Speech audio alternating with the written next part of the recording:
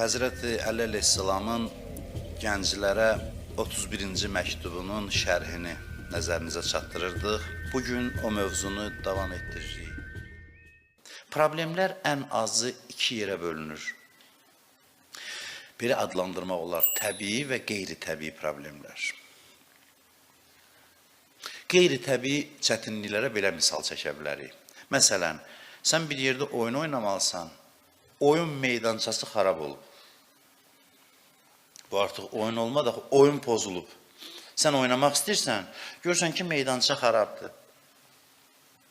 Bu qeyri-təbii həyat çətinliklərinin misalıdır. Bəs təbii çətinlik hansıdır? Təbii çətinlik güclü rəqibdir.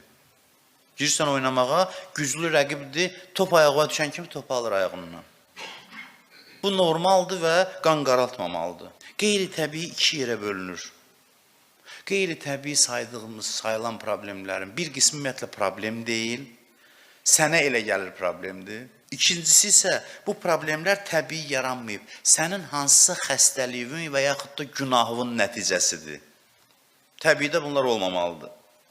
Sənin hansısa daxili çirkinliyin nəticəsidir bu sıxıntı, bu çətinlik. Məsələn, sən narahatsan, qanun qaradır, niyə ay bala, nə olub sənə? Mənim atam mənimlə qardaşlarım arasında fərq qoymur.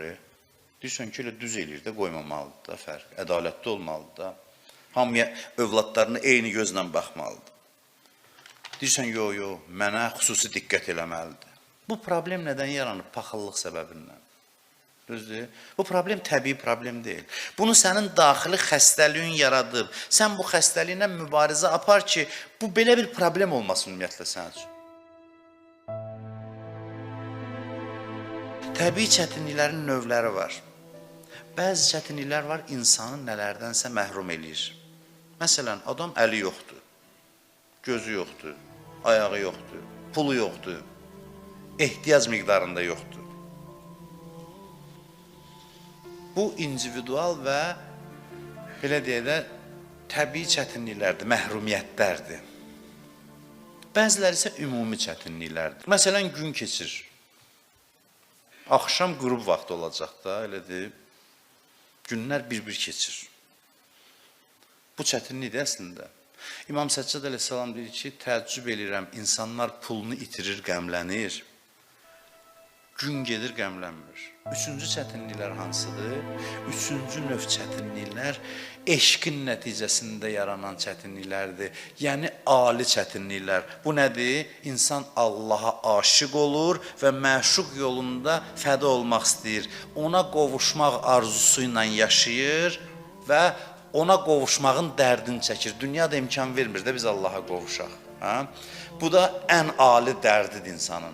İnsanın həyatda çəkə biləcəyi ən ali dərd öz məşuqundan, sevgilisindən, istəklisi olan Allahdan ayrılıq dərdidir. İndi bu üç növ çətinliklə necə rəftar edir? Deyim, bitirim. Birinci növ çətinliklər nədir? Nəyinsə məhrumiyyəti. Pul yoxdur, əlim sınıb, ayağım sınıb, nəsə başıma bir iş gəlib, məhrum olmuşam nədənsə. Bunları necə əlac eləmək olar?